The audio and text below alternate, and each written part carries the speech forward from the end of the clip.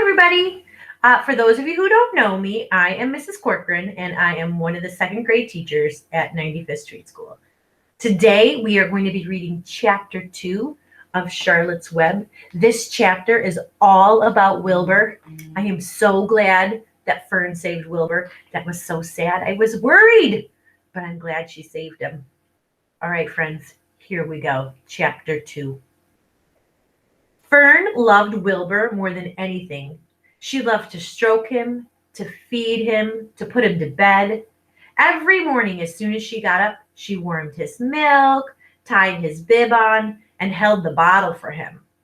Every afternoon, when the school bus stopped in front of her house, she jumped out and ran to the kitchen to fix another bottle for him.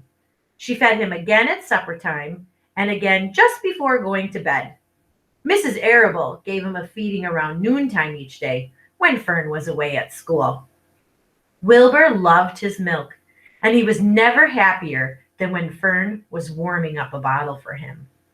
He would stand and gaze up at her with adoring eyes. For the first few days of his life, Wilbur was allowed to live in a box near the stove in the kitchen. Then, when Mrs. Arable complained, he was moved to a bigger box in the woodshed. At 2 weeks of age, he was moved outdoors. It was apple blossom time, and the days were getting warmer. Mr. Arable fixed a small yard specially for Wilbur under an apple tree and gave him a large wooden box full of straw with a doorway cut in it so he could walk in and out as he pleased. "Won't he be cold at night?" asked Fern. "No," said her father. "You watch and see what he does." Carrying a bottle of milk, Fern sat down under the apple tree inside the yard. Wilbur ran to her, and she held the bottle for him while he sucked. When he had finished the last drop, he grunted and walked sleepily into the box. Fern peered through the door. Wilbur was poking the straw with his snout. In a short time, he had dug a tunnel in the straw. He crawled in the tunnel and disappeared from sight, completely covered in the straw. Fern was enchanted. It relieved her mind to know that her baby would sleep covered up and would stay warm. Would you like to sleep in straw? I don't know. I like my pillow and blanket.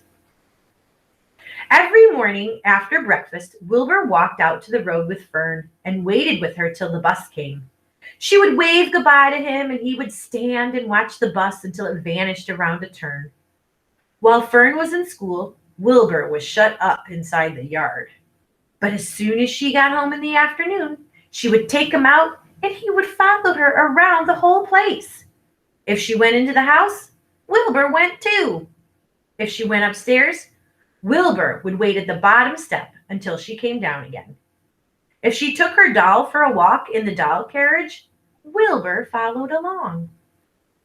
Sometimes on these journeys, Wilbur would get tired, and Fern would pick him up and put him in the carriage alongside the doll. He liked this. And if he was very tired, he would close his eyes and go to sleep under the doll's blanket. He looked cute when his eyes were closed because his lashes were so long. The doll would close her eyes too, and Fern would wheel the carriage very slowly and smoothly so as not to wake up her infants. One warm afternoon, Fern and Avery put on bathing suits and went down to the brook for a swim. Wilbur tagged along at Fern's heels. When she waded into the brook, Wilbur waded in with her. He found the water quite cold, too cold for his liking. So while the children swam and played and splashed water at each other, Wilbur amused himself in the mud along the edge of the brook, where it was warm and moist and delightfully sticky and oozy. Every day was a happy day, and every night was peaceful. Wilbur was what farmers call a spring pig, which simply means he was born in the springtime. When he was 5 weeks old, Mr. Arable said he was now big enough to sell and would have to be sold. He has to be sold, boys and girls. Fern broke down and wept, but her father was firm about it. Wilbur's appetite had increased. He was beginning to eat scraps of food in addition to milk. Mr. Arable was not willing to provide for him any longer. He had already sold Wilbur's 10 brothers and sisters. "He's got to go, Fern," he said. "You have had your fun raising a baby pig, but Wilbur is not a baby any longer, and he has got to be sold." "Call up the Zuckermans," suggested Mrs. Arable to Fern. "Your Uncle Homer sometimes raises a pig, and if Wilbur goes there to live, you can walk down the road and visit him as often as you like." "How much money should I ask for him?" Fern wanted to know. "Well," said her father, "he's a runt. Tell your Uncle Homer you've got a pig and you'll sell for $6 and see what he says." $6? Oh, well, boys and girls, back when this story was written, $6 was a lot of money. It was soon arranged. Fern phoned and got her Aunt Edith, and Aunt Edith hollered for Uncle Homer, and Uncle Homer came in from the barn and talked to Fern. When he heard that the price was only $6, he said he would buy the pig. Next day, Wilbur was taken from his home under the apple tree and went to live in a manure pile in the cellar of Zuckerman's barn.